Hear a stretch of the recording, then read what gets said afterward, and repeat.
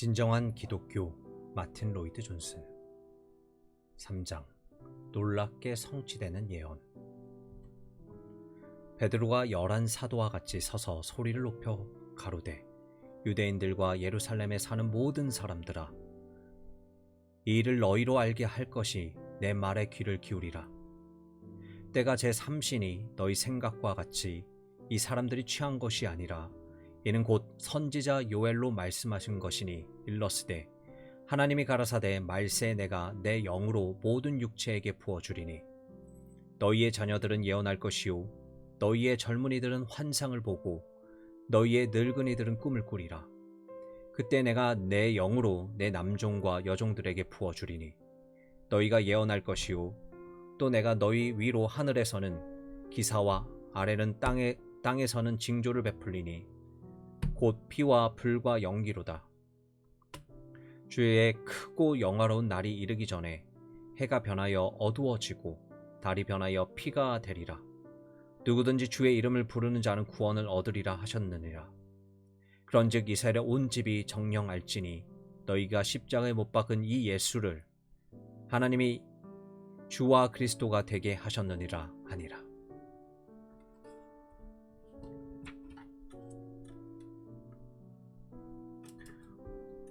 오순절은 교회에 있어 가장 주목할 만하고 중요한 날이었으며 세계사의 큰 전환점이기도 했습니다.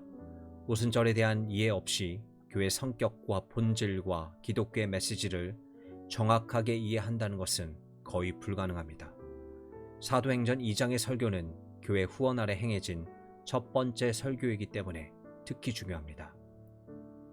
제가 여러분의 주의를 베드로의 설교에 집중시키는 이유는 일반적으로 세상이 이 메시지에 관심을 보이지 않는 비극적인 상황에 우리가 처해 있기 때문입니다. 이 사실이 특히 충격적인 것은 우리 스스로도 점점 이해하지 못하는 세상을 살아가고 있기 때문입니다. 일전에 읽은 한 학술지 기사는 19세기 마지막 사반세기에 접어들면서 과학자들이 극도의 확신과 낙관론을 갖게 되었다고 지적하고 있었습니다. 심지어 켈빈경 같은 훌륭하고 분별 있는 사람까지도 자연의 모든 비밀을 밝히는 것은 시간 문제일 뿐이라고 주저없이 말했습니다. 발견과 발명은 인간으로 하여금 과학적 탐구와 노력이 생명의 비밀을 여는 열쇠라고 믿게 만들었습니다. 그러나 이 기사는 불과 얼마 후에 이 모든 개념들이 무너졌다고 했습니다. 아주 정확한 지적입니다. 그렇다면 무엇에 의해 무너졌습니까? 더 많은 과학적 발견들 때문입니다. 엑스레이 발견은 19세기 낙관론을 뒤흔들었고 우주의 모든 신비가 곧 밝혀지리라는 이상을 무너뜨렸습니다. 라듐의 발견은 신비감을 더했지만 이후 원자 등에 대한 20세기 연구는 이런 이상을 완전히 무너뜨려 버렸습니다. 우주는 수수께끼가 되었습니다. 이 문제를 제쳐놓고 묻겠습니다. 삶이란 무엇입니까? 삶의 목적은 무엇입니까? 우리가 이 땅에서 무엇을 하고 있습니까? 물론 죽음이 있습니다. 모든 사람은 피할 수 없는 이 사건을 향해 나아가고 있습니다. 죽음이란 무엇입니까? 그 뒤에는 무엇이 있습니까? 우리는 이곳에 잠시, 성경은 70년, 80년이라고 말합니다. 머무를 뿐입니다. 어떤 사람은 그보다 길게 90년이나 그 이상도 머물지만 죽음은 어김없이 찾아옵니다. 대부분의 사람들은 우주와 자신, 삶과 죽음, 그리고 영혼에 대해 이렇게도 무지합니다. 그런데도 우리에게 최소한의 설명과 이해를 주는 유일한 책, 유일한 가르침에 주목하지 않은 것이 놀랍지 않습니까? 자신의 세상을 뒤흔드는 사실에도 불구하고 자신들의 발견에 직면해서도 심지어 의심할 여지 없이 현재 이 나라 모든 사람들의 마음에서 맨 윗자리를 차지하고 있는 사건과 마주칠 때조차도 사람들이 치명적인 낙관론 속에 살아갈 수 있다는 사실이 놀라울 뿐입니다. 그러나 여기 우리 앞에 진리가 있습니다.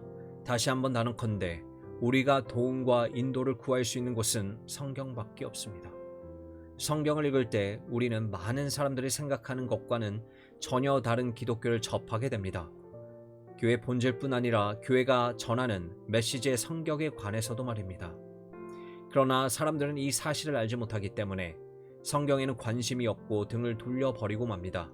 사람들은 스스로의 비극에서 헤어나지 못하며 사건들로 인해 혼란스러워합니다. 열린 무덤 앞에서 잠시 마음이 흔들리지만 여기에 내 모든 것을 잊어버리려고 재빨리 빠져나와 한잔하거나 쾌락에 빠지거나 텔레비전을 봅니다. 다른 것은 다 제쳐두더라도 이것은 지적이지 못합니다.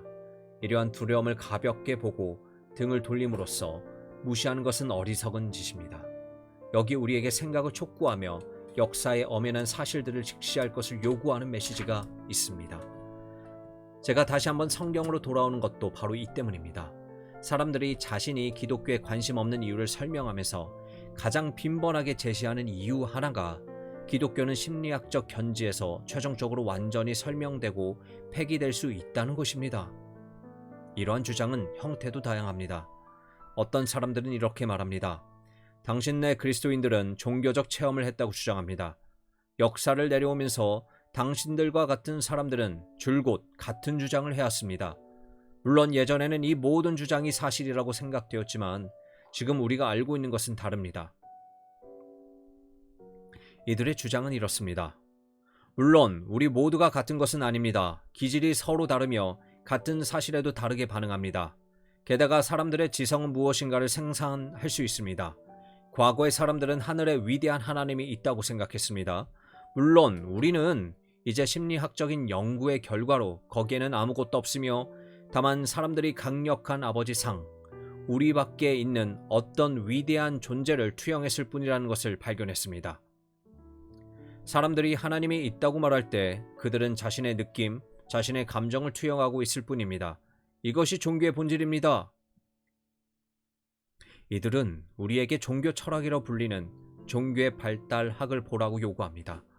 이들에 따르면 인류 역사를 거슬러 올라갈수록 원시적일수록 인간은 더 미신적이며 삶을 더 두려워합니다. 원시인들은 항상 모든 것을 두려워하고 모든 것을 의인화하는 경향이 있습니다. 이들은 천둥 소리를 듣고는 저 위에 위대한 존재가 있어. 그분은 방금 소리치셨어. 라고 말합니다. 번개가 치는 것을 보고는 그분이 부싯돌을 치셨어. 라고 말합니다. 이처럼 이들은 자신들이 이해하지 못하는 모든 자연의 사건을 신의 일로 돌립니다. 이것이 바로 원시인입니다. 이들은 또한 사회가 발전하고 사람들이 보다 세련되면서 종교적 신념도 덜 유치해진다고 말합니다. 우리의 수준이 높아질수록 찾는 신의 수도 그만큼 줄어듭니다. 마침내 우리는 오직 한 하나님만 있을 뿐 다른 모든 신은 전혀 신이 아니라고 주장하는 이를테면 그 정점에 도달한 유대인들에게까지 이르게 됩니다. 그러나 이들의 이론은 여기서 끝나지 않습니다. 이들은 유대인들조차 틀렸다고 말합니다. 유대인들은 엄청나게 진보했지만 수십 개의 신 대신에 하나의 신을 갖는 것은 엄청난 진보입니다. 우리가 알고 있는 것은 이제 단 하나의 신도 없다는 것입니다. 그리고 가장 지적인 사람들도 유대인뿐 아니라 그리스도인들도 아직도 똑같은 해묵은 짓, 자신의 두려움과 공포를 객관화하고 이것을 하나의 존재, 하나의 인격체로 형상화하면서 하나님이라 부르고 있다는 것입니다. 요약하자면 이것은 종교에 대한 저들의 유일한 설명입니다. 유대인들의 종교보다 한 차원 높고 수정된 형태의 기독교에 대한 유일한 설명입니다. 제가 이들의 주장에 매우 관심이 많은 것은 그리스도인들이 이 주장에 어떻게 대답할지 몰라서 쩔쩔매는 것을 자주 보기 때문입니다. 사실 그리스도인들은 이 주장을 지지하기까지 했습니다. 1935년에 저는 목회자들 위한 서머스쿨에 참여할 기회가 있었습니다. 어느 날 저녁인가 제 사회로 토론이 있었습니다. 그때 제가 가장 흥미로웠던 사실은 저와 똑같은 입장에서 논쟁을 하고 있는 사람들이 정작 우리의 논쟁 상대보다 저를 더 곤혹스럽게 했다는 것입니다. 이들은 차례로 일어나 이렇게 말했습니다. 당신들이 어떻게 말하든 상관없습니다. 나는 당신들이 제시하는 과학적 증거에 전혀 개의치 않습니다. 당신들 좋은 대로 주장할 수 있습니다. 당신들 학식으로 내 성경을 비웃고 그 대부분을 빼앗아 과학이 이런저런 것을 증명할 수 있다고 주장할 수 있습니다. 그러나 결코 나한테서 나의 체험을 빼앗아 갈 수는 없습니다.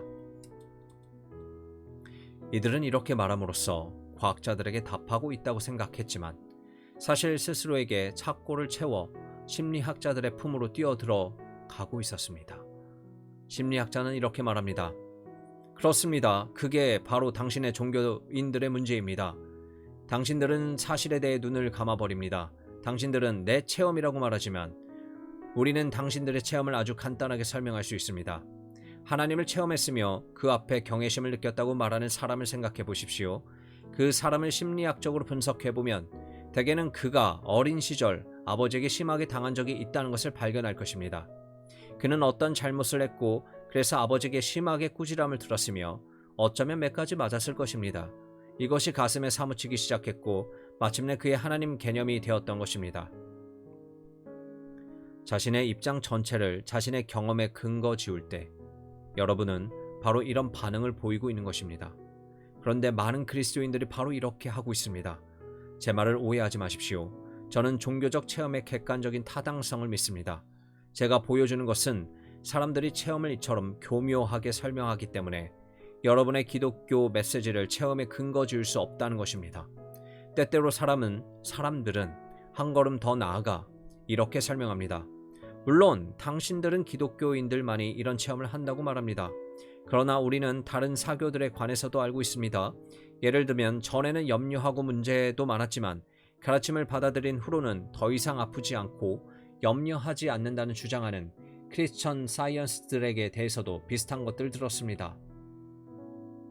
그러므로 여러분이 기독교를 자신의 놀라운 체험으로 설명하려 하거나 예수께 나오면 친구를 만날 것입니다. 예수께 나오면 병이 낫습니다. 예수께 나오면 인도하심을 받을 것입니다. 예수께 나오면 평안과 기쁨을 얻습니다와 같은 호소로 변호한다면 여러분은 자신의 신앙을 심리학적으로 설명하고 있는 것입니다.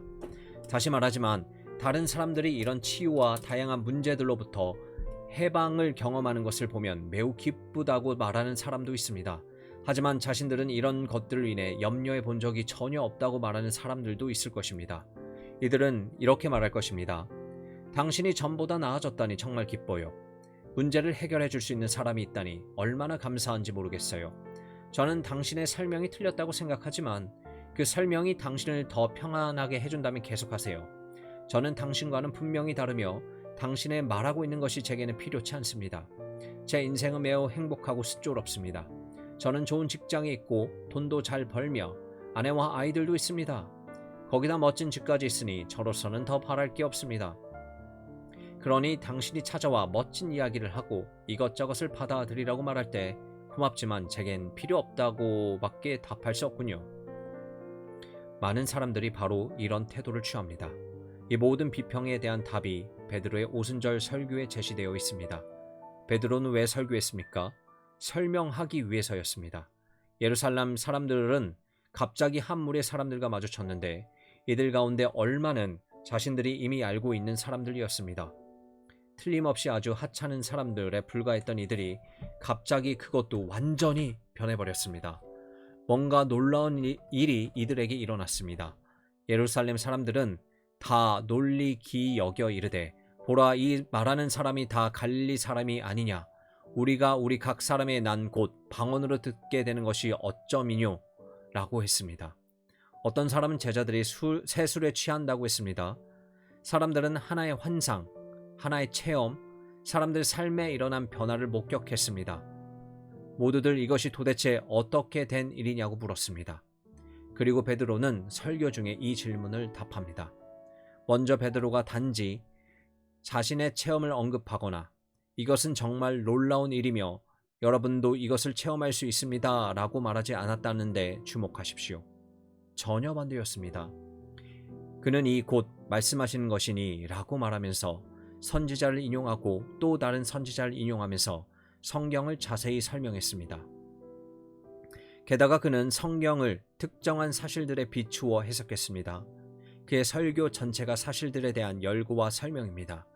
이러한 설명은 아주 흥미로운 방법으로 이루어집니다. 베드로는 말합니다. 이 예수를 하나님이 살리신지라 우리가 다 이 일의 증인이로다. 실제로 그는 이렇게 말했습니다. 이스라엘 사람들아, 이 말을 들으라. 너희도 아는 바에 하나님께 나사렛 예수로 큰 권능과 기사와 표적을 너희 가운데서 베푸사 너희 앞에서 그를 증거하셨느니라. 그가 하나님의 정하신 뜻과 미리 아신 대로 내어준 바 되었거늘 너희가 법 없는 자들의 손을 빌어 못 박아 죽였으나 하나님께서 사망의 고통을 풀어 살리셨으니 이는 그가 사망에 매어 있을 수 없음이니라.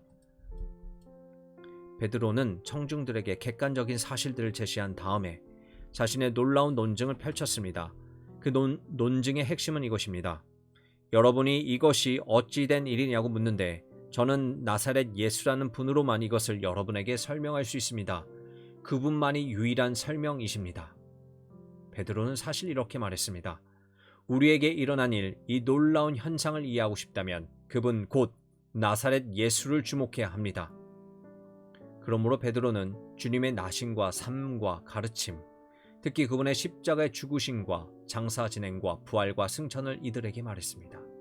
그리고 마지막으로 오순절에 일어난 일을 설명했습니다. 사도 베드로는 이러한 사실들이 없었다면 오순절의 사건들이 일어나지 않았을 것이라고 주장했습니다. 우리 주님께서 죽은 자 가운데서 부활하시고 제자들에게 나타나지 않으셨다면 아무 일도 일어나지 않았을 것입니다. 베드로가 이 나사렛 예수가 하나님의 독생자이시며 죽은 자 가운데서 그분의 부활하심으로 이것을 증명했다고 외치고 있습니다. 베드로는 다윗을 길게 인용합니다. 그는 다윗이 이 사건을 미리 보고 예언했다고 말합니다. 다윗이 죽어 장사되어 그 묘가 오늘까지 우리 중에 있으니 때문에 다윗의 말은 그 자신에 대한 것일 수 없다고 했습니다. 반면에 그리스도께서 죽었다가 부활하셨고 하늘에 오르셨으며 거기서 하나님이 오른손으로 예수를 높이심에 그가 약속하신 성령을 아버지께 받아서 너희가 보고 듣는 이것을 부어주셨다라고 말합니다. 베드로는 그리스도께서 당신이 약속하신 대로 이 능력을 보내셨다고 했습니다. 그리고 이것이 이들에게 일어난 일에 대한 유일한 설명이라고 주장했습니다. 이제 여러분은 베드로가 이론적인 견지에서 대답하지 않았다는 것을 알게 될 것입니다. 그는 심리학적 분석을 하지 않았습니다. 그는 이것을 설명하려고 하지 않았습니다. 그는 말했습니다. 제게는 한 가지 설명밖에 없습니다. 바로 여러분이 보고 들은 예수님, 여러분이 목격한 기적을 행하시는 예수님이십니다.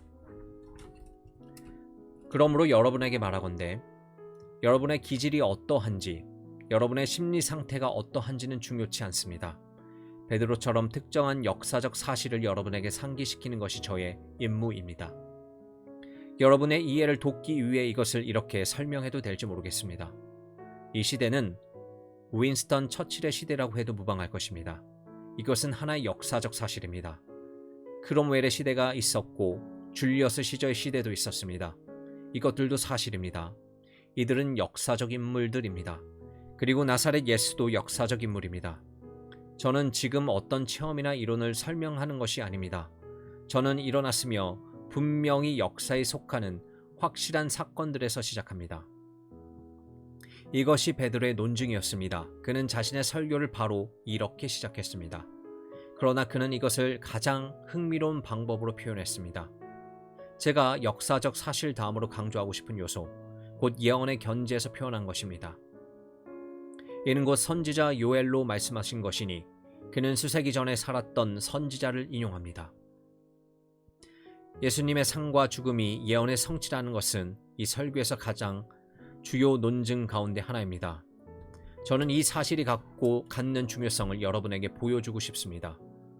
설교자들이 이 사실을 얼마나 반복해서 전했는지를 살펴보면 매우 흥미롭습니다. 훨씬 나중에 베드로는 편지를 쓰면서 이 놀라운 구원을 이렇게 말했습니다. 이 구원에 대하여는 너희에게 임할 은혜를 예언하던 선지자들이 연구하고 부지런히 살펴서 자기 속에 계신 그리스도의 영이 그 받으실 고난과 후에 얻으실 영광을 미리 증거하여 어느 시 어느 한 때를 지시하시는지 상고하니라. 이 섬긴 바가 자기를 위한 것이 아니요 너희를 위한 것임을 계시로 알게 되었으니 이것은 하늘로부터 보내신 성령을 힘입어 복음을 전하는 자들로 이제 너희에게 고한 것이요 천사들도 살펴보기를 원하는 것이니라. 베드로전서 1장 10절부터 12절. 그리고 두 번째 편지에는 베드로는 독자들에게 자신이 이미 늙었음을 상기시키면서 이렇게 말합니다. 이러므로 너희는 이것을 이미 알고 있는 진리에 섰으나 내가 항상 너희로 생각하게 하려 하노라. 내가 이 장막에 있을 동안에 너희를 일깨워 생각하게 함이 옳은 줄로 여기노니 이는 우리 주 예수 그리스도께서 내게 지시하신 것 같이 나도 이 장막을 벗어날 것이 임박한 줄 알미라. 베드로 후서 1장 12절에서 14절. 베드로의 몸은 장막에 불과했습니다. 그는 이제 이 장막을 벗을 것이다. 이제 영적인 세계로 들어갈 것이다. 라고 말합니다. 그렇다면 베드로가 독자들에게 상기시키려는 것은 무엇이었습니까? 그는 이렇게 말합니다. 우리 주 예수 그리스도의 능력과 강림하심을 너희에게 알게 한 것이 공교히 만든 이야기를 쫓은 것이 아니오 우리는 그의 크신 위엄을 친히 본지라. 지극히 큰 영광 중에서 이러한 소리가 그에게 나기를 이는 내 사랑하는 아들이요 내 기뻐하는 자라 하실 때에 저가 하나님 아버지께 존귀와 영광을 받으셨느니라. 이 소리는 우리가 저와 함께 거룩한 산에 있을 때에 하늘로서 나옴을 들은 것이라. 또 우리에게 더 확실한 예언이 있어 어두운 데 비치는 등불과 같으니 날이 새어 샛별이 너희 마음에 떠오르기까지 너희가 이것을 주의하는 것이 가하니라. 베드로 후서 1장 16절에서 19절. 여러분이 보시다시피 이 늙은 사도는 이렇게 말하고 있습니다. 나는 이제 늙어 곧 죽을 것이니 여러분과 함께할 날도 별로 남지 않았습니다. 그러므로 원하건대 여러분이 들은 것을 굳게 붙잡으십시오. 여러분은 힘든 세상에 살고 있고 세상과 육적인 것과 마귀와 대면하고 있습니다. 여러분도 죽게 되겠지만 죽으면 하나님의 영원한 나라에 넉넉히 들어갈 것이라고 생각합니다. 그곳에 들어가는 유일한 방법은 여러분이 들은 진리를 굳게 붙잡는 것입니다. 어떤 사람이 이렇게 말할 것입니다. 무엇 때문에 우리가 이것을 믿어야 합니까? 도대체 어떤 근거에서 우리가 이것을 믿어야 합니까? 베드로는 이렇게 말합니다. 나는 이 일의 증인입니다. 나사렛 예수와 야고보와 요한과 내게 나와 함께 산꼭대기에 올라가자고 하셨던 날이 기억납니다. 그날 우리는 다른 제자들과 상기슭에 남겨두고 산에 올라갔습니다. 나는 그날을 결코 잊지 못할 것입니다. 우리 세 사람이 그분과 함께 꼭대기에 올라왔는데 갑자기 밝고 빛나는 구름이 그곳을 덮었습니다. 그분을 보니 완전히 변화되어 있었습니다. 그분은 놀랍도록 밝게 빛나기 시작해 그분의 옷도 천상의 광채로 빛나고 있었습니다. 두 사람, 모세와 엘리와 두 사람이 나타나 그분과 이야기를 나누고 있었고 우리는 하늘로부터 이는 내 사랑하는 아들이니 너희는 저의 말을 들으라는 음성을 들었습니다. 베드로는 계속해서 이야기합니다. 나는 이제 늙었고 죽은 날도 머지 않았습니다. 그러나 내가 거기 있었다는 것을 여러분에게 확실히 증언할 수 있습니다. 나는 들었습니다. 우리는 그 거룩한 산에서 그 음성을 들었고 하나님께서 예수님에 대해 말씀하시는 것을 들었습니다. 우리는 교묘하게 지어낸 이야기를 따르는 것이 아닙니다. 여러분에게 꾸며낸 이야기를 하고 있는 것이 아닙니다. 우리는 이 때문에 고난을 당해야 했으며 또한 내가 고난을 당하게 되리라는 것도 압니다. 그분은 내가 가장 특별한 방법으로 죽게 될 것이라고 말씀하셨습니다. 예수께서는 베드로가 죽을 때에 십자가에 달리게 될 것을 예언하셨는데 전승에 따르면 베드로는 십자가에 거꾸로 달렸습니다. 그때가 다가오고 있음을 알고 있는 한 늙은이가 이렇게 말합니다. 하나님 앞에서 여러분에게 말합니다. 나는 그 음성을 들었습니다.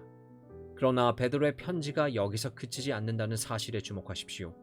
그는 사실들이 존재하고 있으며 그것들이 중요하다고 했습니다.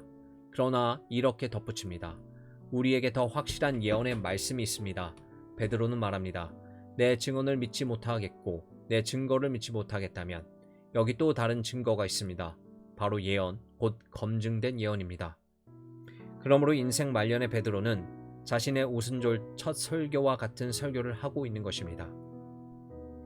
베드로는 예루살렘 사람들에게 너희도 아는 바에 이 예수를 하나님이 살리신지라 우리가 다 이 일의 증인이로다 라고 상기시키고 이는 곧 선지자 요엘로 말씀하신 것이니 라고 설교했습니다.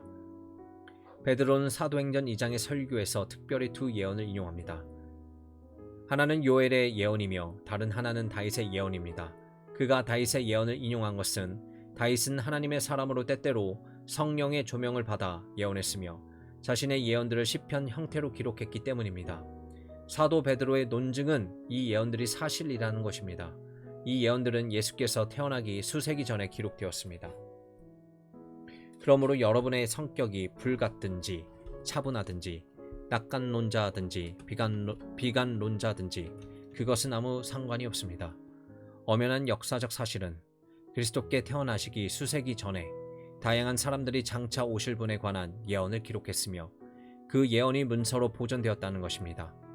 그분에 관한 묘사, 베들레헴 탄생과 가난한 삶의 특징은 너무나 자세합니다. 이들은 그분이 나귀 새끼를 타고 예루살렘에 입성하실 것은 은 30에 배신당하실 것을 예언했습니다. 마치 도수장으로 끌려가는 어린 양 같은 그분이 죽임당하실 것이라고 예언했습니다. 이들은 그분이 죽으신 후 부활에 승천하시고 성령을 보내실 것이라고 했습니다. 이 모든 것이 예언되었습니다. 이것은 기독교 신앙의 기초입니다. 저는 단순히 체험을 전하고 있는 것이 아닙니다. 감사하게도 저도 체험을 했지만 제게 일어난 일이나 제 자신에 대해 말하고 있는 것이 아닙니다. 저도 사도 바울과 더불어 우리가 우리를 전파하는 것이 아니라 오직 그리스도 예수의 주 되신 것과 또 예수를 위하여 우리가 너희의 종된 것을 전파합니다. 저는 이 때문에 사람들에게 자신의 간증을 하고 예수께 나오면 여러분도 저와 같은 체험을 할 것입니다 라고 말하는 것을 결코 좋다고 믿지 않습니다. 제가 할 일을 이러한 사실들, 곧 복음서에 기록된 사실과 그 사실들 뒤에 있는 예언의 사실을 여러분 앞에 제시하는 것입니다. 그렇다면 여러분은 예언을 어떻게 설명할 수 있습니까? 이들은 어떻게 사건들이 일어나기 수백 년 전에 그 사건들을 그토록 자세하게 말할 수 있었습니까? 그 해답은 베드로의 마지막 편지에 제시되었습니다. 그는 먼저 알 것은 경의 모든 예언은 사사로이 풀 것이 아니니 라고 말합니다. 이것은 어느 누구도 예언을 단순히 생각이나 상상력을 동원해서 쓴 것이 아님을 의미합니다. 선지자는 그저 앉아서 인생을 철학적으로 생각하고 자신의 지혜로 인생을 이해하려고 애쓰다가 번뜩이는 아이디어를 잡아낸 사람이 아니었습니다. 그렇게 할 수 없었습니다. 인간 스스로 사실들을 예언할 수 없습니다. 인간은 이론을 제시할 수 있고 되게 맞기보다 틀리지만 예측은 할 수 있지만 그것이 전부입니다. 그러나 선지자들은 정확했으며 세세한 부분까지 정확했습니다. 이들은 단 하나의 사실을 말했다면 그것이 우연이었다고 말할 수 있을 것입니다. 그러나 수십 개의 세세한 부분들까지 정확하게 맞췄습니다.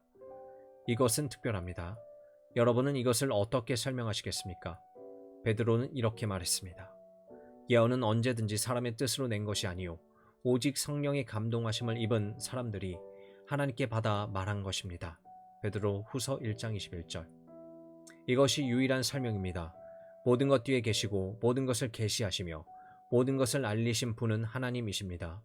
이것이 선지자들이 말하는 것입니다. 선지자들의 말을 직접 읽어보십시오. 이들은 갑자기 번뜩이는 생각이 떠올랐어 라고 말하지 않습니다.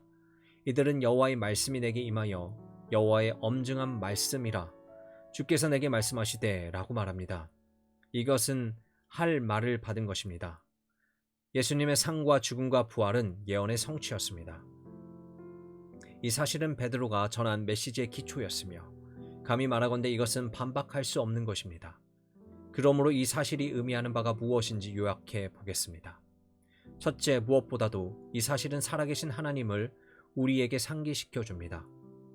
그분은 추상적 대상이 아니십니다. 그분은 여러분이 주장하고 논쟁하는 철학적인 미지의 것이 아닙니다. 그분은 계시하시며 지식을 주시고 정보를 주시는 살아계신 하나님이십니다. 베드로는 이 점도 강조합니다.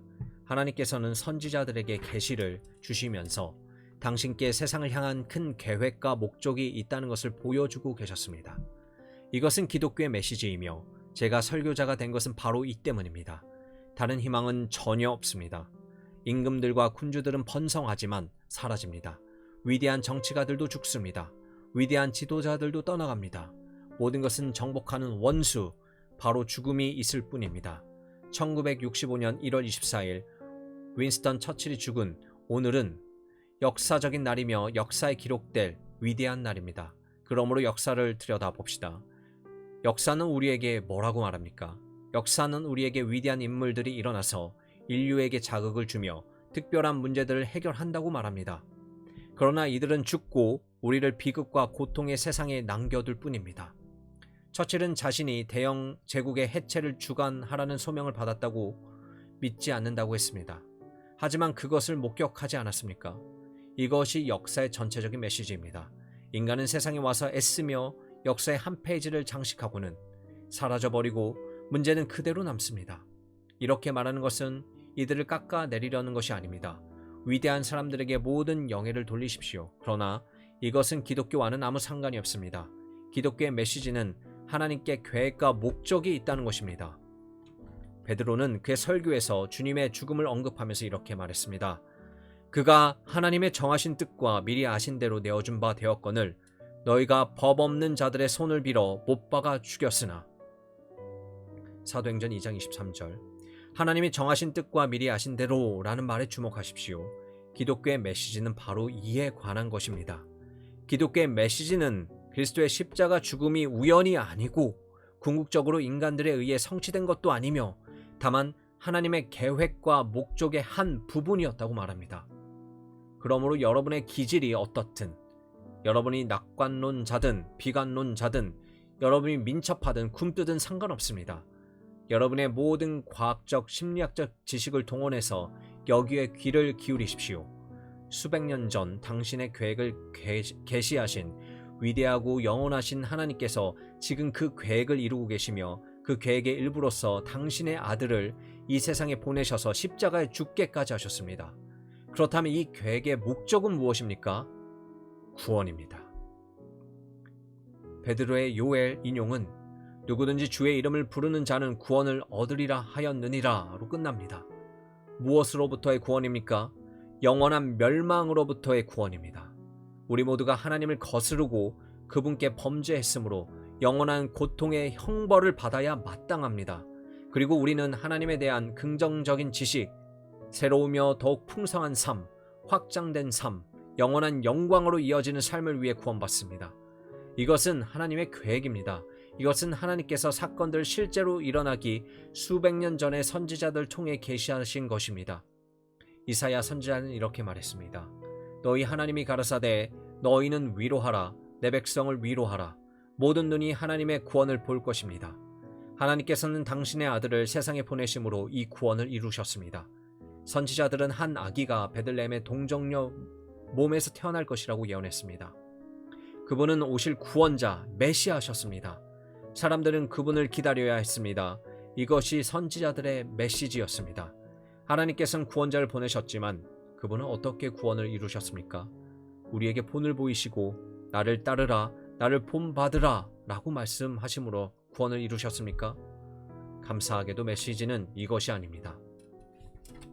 누가 하나님을 본받을 수 있겠습니까? 철학자들이 여기에 대해 말하고 쓰기란 쉽습니다. 하지만 여러분은 그분을 본받으려고 노력해 본 적이 있습니까? 하나님의 구원자는 단순히 우리를 가르치기 위해서 오시지 않았습니다. 그분은 오셔서 우리에게 이렇게 하라, 그러면 너희 자신을 구원할 것이다 라고 말씀하지 않으셨습니다. 그분은 우리가 그렇게 할 수 없다는 것을 알고 계셨습니다. 그분이 오신 것은 온 세상이 하나님 앞에 죄 가운데 있기 때문이었습니다. 모든 사람이 죄를 범하였음에 하나님의 영광에 이르지 못하더니 로마서 3장 23절 그렇습니다. 그분이 오신 것은 인간이 스스로를 구원할 수 없기 때문이었습니다. 답은 바로 이것입니다. 그가 하나님의 정하신 뜻과 미리 아신 대로 내어준 바 되었거늘 하나님께서 우리의 죄를 담당케 하시려고 당신의 아들을 세상에 보내신 것입니다. 하나님께서는 당신의 아들에게서 우리의 죄를 벌하셨습니다. 십자가를 계획하신 분은 하나님이셨습니다. 실제로는 인간들의 잔인한 손이 못을 박았지만 이 일은 하나님의 정하신 뜻과 미리 아신 대로 이루어진 것이었습니다. 이것은 그분의 아들 안에서 그리고 그 아들의 죽음을 통해 인간을 구원하시려는 하나님의 방법입니다. 이것을 증명하시기 위해 그분은 당신의 아들을 다시 살리셨습니다. 우리 주님께서는 우리의 모든 죄를 충분히 담당하실 만큼 크시고 강하셨습니다. 하나님께서 사망의 고통을 풀어 살리셨으니 이는 그가 사망에 매어 있을 수 없음이니라. 왜 그렇습니까? 그분은 육체로 오신 성자 하나님이셨기 때문입니다. 그분은 죽으실 수 없었습니다. 그분은 하나님이십니다. 그분은 영원하십니다. 그분은 사망의 결박을 끊고 부활하셨습니다. 우리 모두는 죄의 결박과 권세에서 구원받아야 합니다. 우리를 구원하실 수 있는 분은 오직 그리스도뿐이십니다. 이것이 베드로가 사람들에게 가르친 것이며 기독교의 메시지이기도 합니다. 이것이 세상의 기초가 놓이고 세상이 창조되기 전에 결정된 하나님의 계획입니다. 마지막으로 하나님께서는 계획이 있을 뿐 아니라 그 계획은 확실하다는 것입니다. 그 무엇보다 이 계획을 막을 수 없습니다. 바리새인과 사두개인과 서기관과 다른 모든 사람이 그분을 대적했습니다. 이들은 모두 그분을 죽음으로 몰아넣었습니다. 그분은 위험 인물이요 눈의 가시 같은 존재였으며 이들은 그분을 정치적인 선동자로 취급했습니다. 이들은 저를 없이하소서 하고 외쳤습니다. 그분을 십자가에 못 박은 무지한 군중은 이제 끝났다고 생각했지만 망치질하는 그 순간에도 자신들이 하나님의 뜻을 이루고 있다는 것을 알지 못했습니다. 제가 여러분에게 전하는 하나님은 그분의 원수들을 사용하실 수 있으시며 자주 그렇게 하신 분이십니다. 이들은 무슨 일이 일어나고 있는지 모르지만 하나님은 아십니다. 하나님은 당신의 원수들 사용해 자신의 계획을 이루셨습니다. 인간의 악의가 그분의 계획을 좌절시킬 수 없었습니다. 우리 주님의 원수들은 그분을 십자가에 못 박고 그분의 몸이 무덤에 장사되는 것을 보면서 이제 그분은 끝났다고 생각했지만 사실은 그렇지 않습니다. 지옥의 문이 열렸고 인간과 마귀는 가장 극악한 짓을 했지만 하나님께서는 이 모든 것을 박살내셨습니다. 하나님께서는 그분을 죽은 자 가운데서 일으키셨습니다. 그분은 모든 것 위에 계십니다. 모든 것을 이기셨고 모든 원수들, 마귀와 지옥과 그분을 대적하는 모든 것을 이기셨습니다. 모든 것이 패배당할 것입니다. 그분은 부활하심으로써 이것을 선언하셨습니다. 그러므로 사도 베드로는 이렇게 말합니다. 그런즉 이스라엘 온 집이 정령 알지니 너희가 십자가에 못 박은 이 예수를 하나님이 주와 그리스도가 되게 하셨느니라. 우리가 하나님과 얼굴을 마주한다는 것은 생각만 해도 아주 장엄한 일입니다. 여러분은 이렇게 말할지도 모릅니다. 지금 아주 좋아요. 행복합니다. 원하는 것은 다 가졌어요. 정말 멋진 인생입니다. 그렇습니다. 그러나 여러분은 나사렛 예수에 관한 이러한 사실들을 어떻게 설명하시겠습니까? 왜 일이 일어났습니까? 왜 일이 일어나야 했습니까? 왜 하나님께서 그분을 보내셨습니까? 왜 이것이 하나님의 계획이어야 했습니까? 여러분은 살아있는 영혼이며 이 일은 여러분이 사는 세상에서 일어났습니다. 다른 모든 사람에 대해 일어났듯이 여러분에 대해서도 일어났습니다. 왜냐하면 우리는 모두 다르지만 한 부분에서 모두 같기 때문입니다. 우리 모두는 하나님 보시기에 죄인입니다. 의인은 없나니 하나도 없으며. 로마서 3장 10절. 심리학과 기질을 말하고 체험을 인용하는 것으로 이 문제를 회피할 수는 없습니다. 우리 모두는 나사렛 예수라는 사실에 직면해 있습니다. 그렇습니다. 오늘은 1965년 1월 24일 일요일입니다. 왜 그렇습니까? 윈스턴 처칠 경이 오늘 죽었기 때문이 아닙니다. 나사렛 예수께서 태어나시고 사시고 가르치셨으며 죽으시고 부활하셨으며 성령을 보내셨기 때문입니다. 지금은 AD 1965년입니다. 우리는 모두 이 사실을 직시해야 합니다. 여러분이 어떤 사람인지 중요하지 않습니다. 여러분이 유능한지 그렇지 못한지, 달란트가 있는지 없는지, 배웠는지 무지한지는 중요하지 않습니다. 여러분이 지금까지 어떤 사람이었으며 지금 성격이 어떠한지는 중요하지 않습니다. 여러분이 한 인간이며 하나님께서 당신의 독생자를 인간 세상에 보내셨다는 사실 외에는 아무것도 중요하지 않습니다. 그러므로 여러분 앞에 놓인 질문은 여러분에게 무엇이 필요한지가 아니라 이분이 누구이신가 하는 것입니다. 무엇 때문에 선지자들이 그분에 대해 기록했으며 무엇 때문에 하나님은 그분을 보내어 죽게 하셨을까? 그 죽음이 나와 무슨 상관이 있을까? 이것이 여러분의 질문이어야 합니다. 이것이 역사와 대면하는 방법입니다. 위대한 사람이라 하더라도 역사를 대할 때는 이러해야 합니다. 여러분은 그저 그분은 너무 멋지셨다라고 말해서는 안 됩니다. 이 모든 것이 나와 무슨 상관이 있을까 하고 물어야 합니다. 여러분이 자신을 역사와 연결짓는 것은 옳고 선한 태도입니다. 우리 모두는 이렇게 하려고 노력해야 합니다. 그러나 이런 태도에는 중요한 역사적 사실이 함께합니다. 왜 예수 그리스도입니까? 왜 베들레헴입니까? 왜 골고다입니까? 왜 무덤입니까? 왜 부활입니까? 왜 성령 강림입니까? 왜 교회입니까? 왜 이 모든 것들입니까? 여러분은 이런 질문들을 해본 적 있습니까?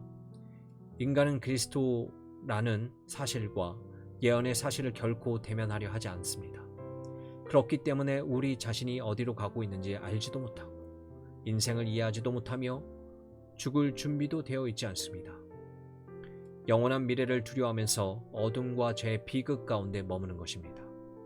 그러므로 이제 역사를 이용하십시오. 스스로에게 근본적인 질문을 던져보십시오. 이 예수는 누구인가? 이 질문을 진지하게 던진다면 그분이 모든 면에서 여러분과 관련이 있음을 알게 될 것입니다. 그분은 잃어버린 자를 찾아 구원하려고 오셨기 때문입니다. 그분은 자기 목숨을 많은 사람의 대속물로 주려고 오셨습니다. 사랑하는 여러분, 사실들에 주목하십시오. 특히 이 사실들을 검증해주는 위대한 예언의 사실에 주목하십시오.